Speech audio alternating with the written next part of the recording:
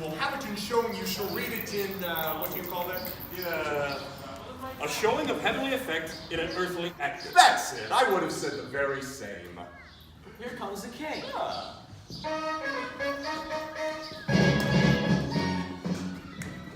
Lustig, as the Dutchman says. I am Mary Roberts. I am directing and producing All's Well That Ends Well for Shakespeare on the Farm at Muscoot Farm.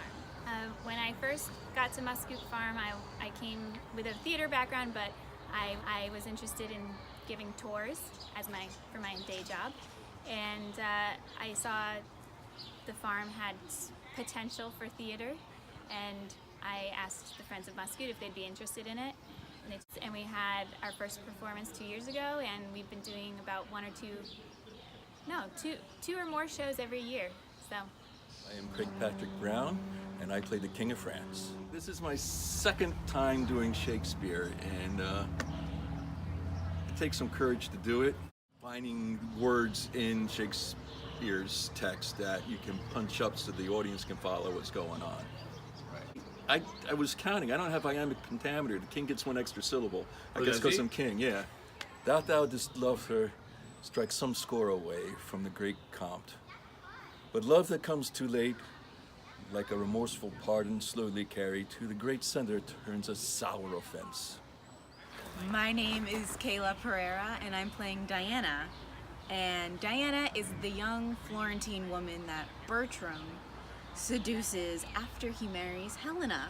Fairy lights up, and I have a balcony with the window box, and there's a balcony scene a la Romeo and Juliet. Right. Oh, that's great. So yeah, she ends up befriending Helena, and Helena and Diana hatch a plan to make sure that Bertram does his duty to his wife.